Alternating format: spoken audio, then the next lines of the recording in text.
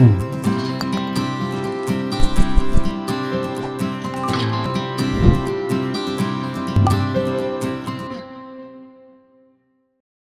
very warm welcome to the SWAM course on Design Thinking and Innovation. This is going to be week 2 of the course.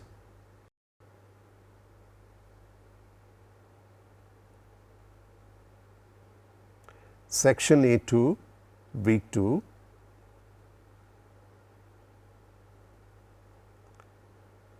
Let's begin with a quote. The quote is by Mahatma Gandhi, and you must have already heard this quote. It is again a very profound quote. The world has enough for everyone's needs, but not for everyone's greed. So, when you think of your solution using the design thinking process, keep this in mind. It is a very, very important statement. In this week, we shall look at the models of design thinking process. Let us have a look at the content. What are the concerns of design and what is it for and who is it for? How is the design process? What are the different models of the design thinking process? What is the environment or the space for design? What are the takeaways? And some endnotes with further study and references. What is design concern? So, you can see that design is concerned about people, about the society, about the life and nature surrounding us. So, if you look at design, it has to make use of good or appropriate use of communication technology and be respect to the use of materials. There were two very nice statements during the Industrial Revolution.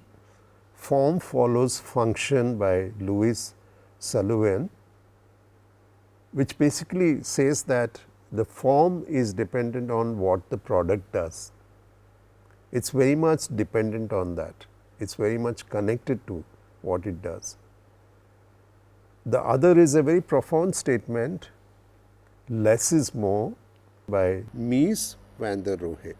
It means if you can use less material and create more out of it, nothing like it.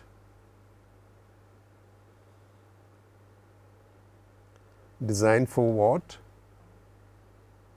What could be the different functions or purposes? It could be to inform, to communicate, it could be for products and services. So, things like context, identity, aesthetics are very important. You could design for learning, socializing and experiencing, or even expression and play. Health and well-being, safety and security, storytelling, sustainability. So, the functions are diverse and many. And what kind of environments?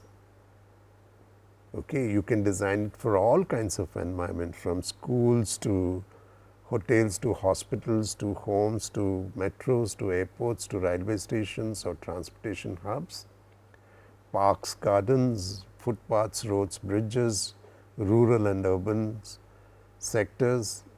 It could be digital communication of physical products, it could be social, sensory and cognitive domains, it could be personal and public. So, this is the range of spaces in which you can design products. And for what purposes? Okay, so, if you look at John Waters' statement, today's designers do much more than solve problems. They research social, cultural and commercial trends, analyze changing values, brainstorm for ideas and convert their findings into new messages, artifacts or experiences. So, it is all about defining what the problem is and where the opportunity exists for new ideas. Very important statement.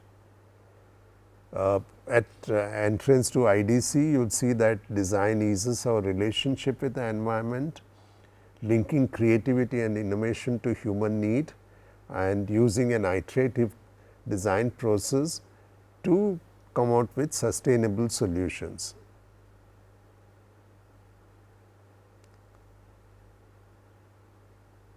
Design for who? So, you can decide whether you want to design it for marketing and promotion. This is what happened during just after the Second World War. A lot of products got promoted through marketing and promotion. Though there was no need for the product, it was made into a felt need. Sometimes products are designed because technology exists, and you try to fit the users to this particular technology. Of course, we know that we need to design products for users. Okay, so from being very product centered to human centered to life centered is how we've actually accepted the phases of design. So, this is a diagram by Professor Ranjan from NID. Okay, he kind of profiles what are the capabilities and attitudes of a designer. So, it is the profile of an emerging designer. He does research, there is ethics, he dreams, there is thinking, there is an ideology, he draws, sketches, he expresses it, he knows about the society and creates knowledge, and is a collaborative team player. Okay, so, it is these combinations in totality that make up the characteristics of a designer. A very interesting take on who the designer is by Iga from an article by Richard Graff, where he points out to three major elements of a designer: the head, the heart, and the hand. The head represents the intellectual component of the designer for him to think and to solve problems. The heart represents the emotional component of the designer for him to feel and then to feel empathy, and the hand, which represents the practical aspects of being a designer, where he acquires the required skills to practice as a designer.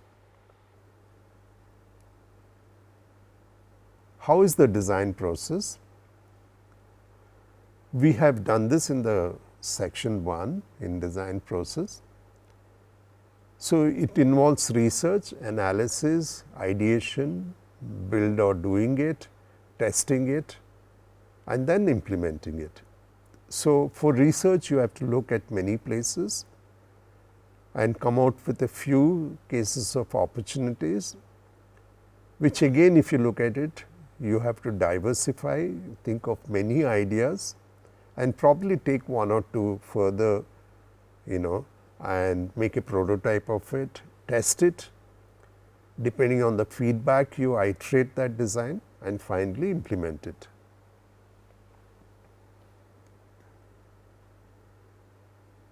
So, identifying the problem is need finding, researching is data collection, understanding the problem is data analysis, exploring alternative concepts is to do with creativity and ideation. Then you build mock-ups, that is form giving. Then testing and feedback, it is reflections. And then finally, you can end up with an industry or business that is implementing it.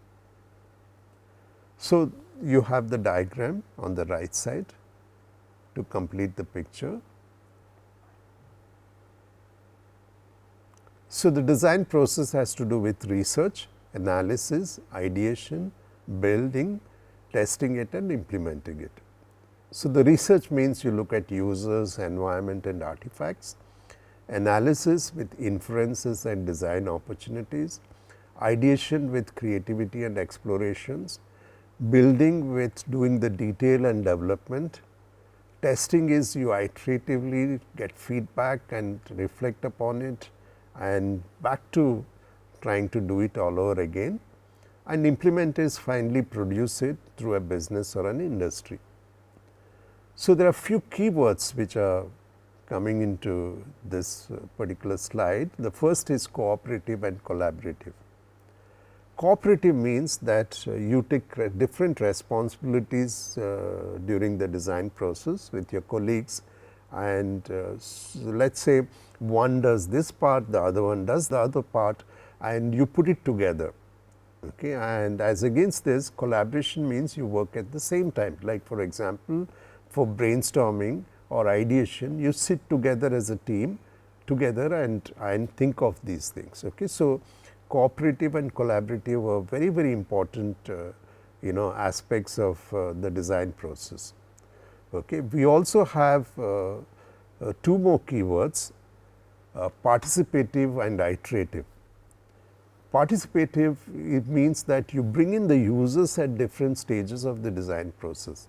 For example, you can bring in children okay, at different stages, get feedback from them and let them be part of the design process.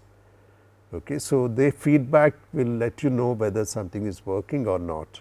Okay. And participative design is especially good if you are not so familiar with the user. And as we mentioned, depending on the feedback, you have to iteratively go back and try to modify your design. Okay. Two more keywords. It's nice if your group that you're working is interdisciplinary, because you bring in different skill sets, and also working as a group or a team is always helpful in the design process.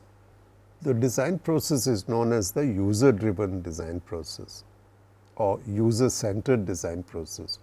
So, you basically identify needs, understand the problem, create concepts, develop technology, test and verify and build a business. You start with researching the users and fulfilling these needs. So, this is one way of looking at it, but it is not the only way of looking at it. Okay. The business driven model is entirely different. They start with an idea or a business plan. They put together technology to fulfill that business plan, and basically they go the other way around and fit users and create needs for it. Okay. So, this is another model of the design process. So, if you look at it, it is entirely different, and test and verify is done at this stage to refine the technology that they are developing, create variations of it, and you try to fit users and then create needs for making use of this particular product or service. Okay. So, we need to realize that both systems actually exist. Okay. There are some terminologies that we have gone through. Let us go through them again. Interdisciplinary is a good part of the design process. If you can have team members with different backgrounds and skill sets, nothing like it. Working as a group with means that team members are putting all their thoughts and thinking together without hierarchy, very, very important.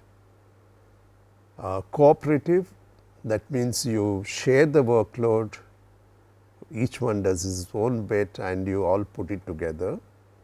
And collaborative, you all work together at the same time and progress. Participative is you involve the users at different phases of the design process, mainly to get the feedback and then use it iteratively to do the design. And iterative design, it means that it is a cyclic process, improving the design solutions based on the feedback. Okay. So, 6 keywords: interdisciplinary, group work, cooperative, collaborative, participative and iterative. All 6 of them very, very important for the design thinking and innovation process. Let us look at the other models of the design process. The beautiful squiggle by Damian Newman, squiggle it is called. Okay. It is hazy, wicked, uncertain at the beginning, and at every stage of the design process it becomes a bit clearer, and finally you take forward one design. Okay, very nicely represented, in terms of the design thinking process. This is the design thinking process proposed by the D School at Stanford. The starting with empathize, then define the problem. Once you do that, you ideate and then build prototypes and then test it. So, it is a 5-stage design process. Okay, starts with empathy, okay, and they have methods for that, okay, and then you define it and ideate, prototype and test it. This is the design thinking process by IDEO, a very well known design firm based in the Silicon Valley in the Bay Area. So, you look at it, it diversifies, then converges, again diverge and then converge. So, it has got 3 stages: the inspiration stage, the ideation stage and the implementation stage. Okay. And if you looked at the diagram that we had done also, you start looking all over the place, then you converge and then you ideate, when you diverge again, and finally you take forward 1 or 2 ideas. Okay. So, this is a model by Design Council, it is called as the double diamond model. And if you look at it, that is the problem that you have selected, the topic, then you diverge, okay, and then you define the problem, okay, and then you come to saying what the problem statement is, what the brief of the problem is. Okay. Then again you have to diverge for ideation and then finally come down to a solution. Okay. So, it is again a very nice model, discover, define, develop and deliver. This is a detail of the double diamond process by Dan Nessler. So, he has given a lot of details in the double diamond process. Okay. So, again you see it is the same model where you diverge and converge, diverge and converge. Within that you have, like for example, the brief of the project and the primary research and secondary research. Okay. Then you come to insights and then you come out with opportunities, then ideating, evaluating and then finally implementing it. Okay. So, this again, if you look at it, there are 5 stages to the whole project. Let us look at something, Professor Chakravarti from IDC School of Design at IIT Bombay has been researching on. He calls it as the 7 C's, okay, of the design thinking and innovation design process. Okay. So, he starts with the cause, then the context, then the comprehension of the problem, then the check whether your brief is right, then the conception, that is the ideation, the crafting, that is to do with building it, and then the connection with the user, that is the final stage. Okay. So, managed to put all in C's and 7 C's. So, just remember cause, context, comprehension, check, conception, crafting and connection. Okay. So, let us look at it. Okay. The cause is you identify the needs of the cause for the problem area, right, and then the context is trying to understand the problem space and the environment. Okay. The comprehension is the analysis to arrive at opportunities for design. The check is creating the product brief. Okay. This is of course after your studies, and then the conception is generating several alternate ideas and concepts to building it. That means you make prototypes, you make mock-ups, okay, with detailing, and then you get feedback on that, and the final one is the delightful user experience and satisfaction that you get out of trying to solve the problem. Okay. So, that means that you have a problem, you found a solution and it has satisfied the needs of the user, okay, all through 7 C's. At IDC itself, we followed this design process right from 1970 onwards. Okay. So, it is a creative design process, start with research, analysis, concepts, prototype and then develop it. Okay. So, if you look at the details of it, its need finding, primary and secondary research. You do affinities, look for opportunities, then you look at creativity, okay, and then develop prototype and get feedback and then do the detailing. Okay, and the tools that we use are interviews, site visits, focus groups, okay, mapping, scenarios, data analysis, brainstorming for ideas and sketching. Then you do mock-ups, soft prototypes to proof of concept, and then you do the final models to evaluation and getting feedback from this. So, this is the design thinking process that we came out for children in schools. Okay. So, they start with observation, then experiencing it, and then followed by creative play, then they build or construct, and then that leads to an understanding of the subject. Okay. So, if you look at observation, they go outside, discover, they study, that is the first phase. They use the sensories in the second stage to experience what they observed. It is physical, they have to use their motor skills to do it. So, touch plays an important role, seeing plays an important role, followed by creative play. So, this has to do with stories, imagination, role plays, and then you build. Okay. So, this has to do with construction, developing, putting it together, and then the final stage is that it actually leads to an understanding of the subject. Let us look at design thinking and innovation, okay, from the perspective of Indian knowledge systems. It is not that design thinking and innovation were key words in this period, but if you look at it, Abhikalpa meant design, Manan meant knowledge, and combination of this played a very important part in actually coming out with these shastras. Okay. So, you had the Shilpa Shastra, which was basically for the arts, sculpture and crafts and artifacts, right.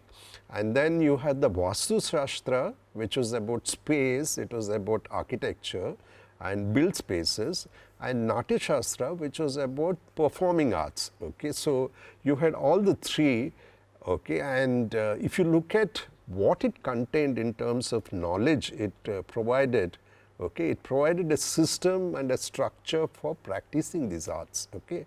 And if you look at it, it started with observation, okay, and this observation was about the nature, what was surrounding us, okay, and this observation was done not just in a day or a week or a month, it was across years together.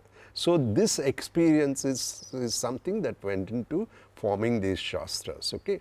After observation, there was a very critical analysis of this, okay, which actually laid down the structure. And this structure was a very interesting structure, because this structure allowed you to create very innovative variations of the same thing. Okay. I will explain that in a bit. Okay. And then if you had to learn these arts, okay, you had to go through a long period of time where you tried, made mistakes and corrected it and learned one by one, step at a time. Okay. So, it took a long period of time to master these skills. Okay. But once you mastered them, you implemented them, okay, and it became useful, whether it was an artifact or a building or a performance. Okay. It was watched, right, and practiced and used by people. Okay. And if you look at it, this has survived thousands of years. Okay. And that is a great validation, because it is still being used, for so many years. So, let us look at some more details of them. Okay. Let us look at, for example, a very simple thing like Rangoli. Okay. If you look at it, Rangoli is based on observation from nature. Okay. It uses natural colors. So, you will see that in some places where flowers are abundant, you use flowers. In some places, rice is used. Okay. In some places, mixture of color which made out from plant dyes are used. Okay. So, it depends on what material is available in the nature, and then you have a system of generating a pattern. okay, okay, and it's based on a structure, okay, but this structure is not a rigid structure, it's a very variable structure. It means that, you know, you can actually make variations of the same theme on almost on a daily basis. You can create many variations of it. Okay, Rangoli as a skill can be learned quite easily, not as complex as let's say learning Indian classical music or sculpture. Okay, so it takes a lesser period of time, but then you'll see that some are very adapted. Okay, you need quite a lot of skills to do Rangoli so efficiently and to create these variations on a daily basis. Okay, and then it's implemented. Okay, and then it has been practiced over generations too. You know, so if you look at it, observation starts with looking at nature, okay, conceiving of what is you know, important from nature, okay, and the 5 elements of the nature play a very important role here, okay, and it's mapped on to the human being. For example, you have the sky, which is your head, okay, then you have the air, which is what you breathe, okay, then you have the fire, which is actually your stomach, okay, then you have the water, which is actually your water system, and then you have the earth, that's where you stand upon. Okay, so they map the elements of nature to the parts of the human being. Okay, this is one thing. And then if you look at temples, for example, this is reinterpreted in terms of architecture in the temple. Okay, so you'll see either a, you know, lying man or a standing man, okay, as being the mappings for making of a temple, okay, and so on and so forth. There are so many more examples, but what I'm trying to say is that it starts with observation, deep observation of the nature, getting inspired from that and critically analyzing this data, okay, and mapping onto systems like this to create something like this, okay, which can become the fractals, you know, for example, how the architecture of a temple is done, or for example, the variations of that you have in mandalas, okay, and these lead to creative variations. Okay, so for the same reason, you know, a weaver, for example, can produce so many variations of the same theme. Okay, he almost never makes the same pattern again because he's got these creative variations embedded into the structure, so he's able to make so many varieties of that. Okay, and if this has to be passed on, it's through a process of learning which happens, which takes a period of time to do it, and then it gets implemented, whether it's a art form or whether it's a building or an artifact or whether it's a, you know, performing arts, for example, and you can see that it has been there for a long period of time. So we have a lot to learn from the Indian knowledge systems. So design process was actually a part of it. So let's look at the summary of what we've gone through, the different models of design thinking and innovation.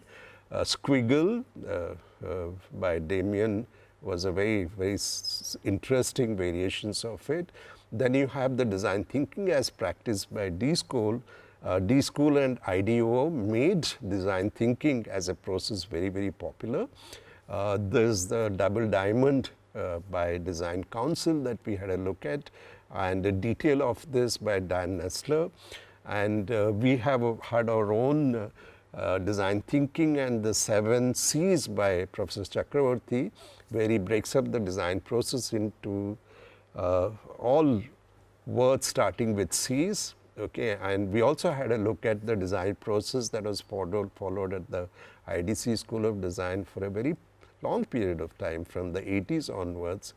Okay, and a version of it which we made for school children. Okay, so which was a bit variation because you know, it starts with observation, creativity, making things, and then we had a look at the design process as part of the Indian knowledge systems. Okay, so it's not that you have to follow one method. You can adopt from any one of this.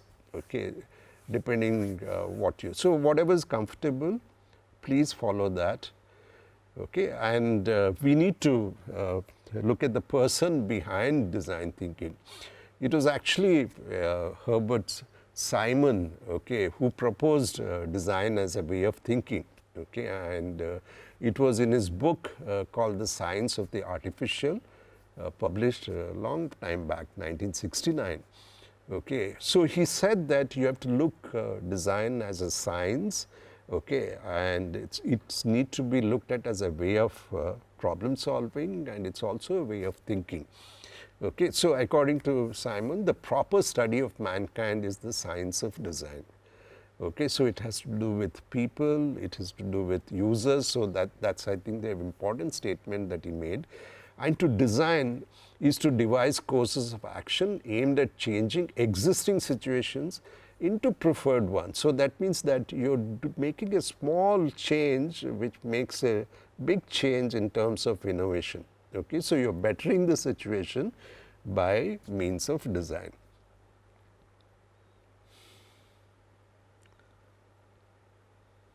This section is on design environment or the space for design and the takeaways. So, I would call it as the attitude behind design. Okay. Starts with experiencing the problem space. That means what we are saying is that go to the location where the problem exists, talk to the users.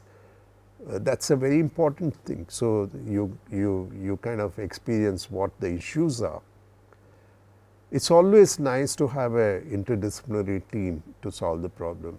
We are expecting you to do the project on your own, okay. But at every stage wherever it helps, being part of a team, you can take your colleagues to be with you. Especially during ideation and brainstorming, group inquiry and ideation helps. If you can get the participation of your user to come in at different stages of design, nothing like it. And do not think that one idea is good, many ideas are important, and it is also important that if you get feedback, depending on the feedback, you need to change what you thought of. It is always nice to think of the problem and visualize it, because you can make connections very nicely. If you can do that around your table or the wall, you can put up things connected with your project. So, you kind of make that place into a project space. And of course, the last one is that design thinking and innovation problem solving has to do with involvement and conviction that at the end of the day you will actually come out with a good solution. Okay. That is a confidence in which you go forward. Okay. So, let us look at the course takeaways. What will you learn by doing this course? Of course, you learn a new set of skills and be able to apply the design thinking process, the tools and the methods to solve problems. And as we mentioned, the problems could be in your workplace or in your neighborhood or at home. Of course, the course will give you confidence in being creative and innovative. All of us are creative and innovative. It will also help you to think critically, analytically, rationally to come out with a problem solving process. And at the end of the day, it will be to make you into a conscious designer who is conscious of the society he lives in, the context. And of course, designing is about the future, so you will be part of that community.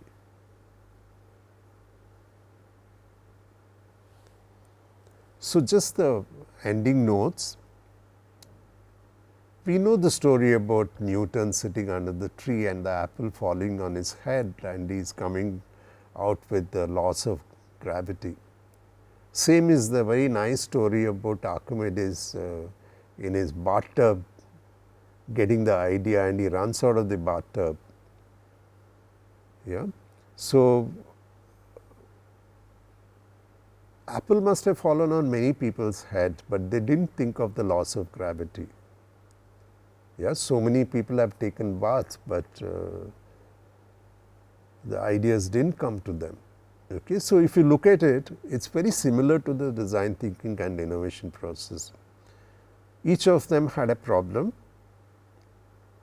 They were researching on it, so they knew about the subject, and the issues connected with that. The context was very important. When the apple fell, Newton could actually map it to the problem that he was trying to solve.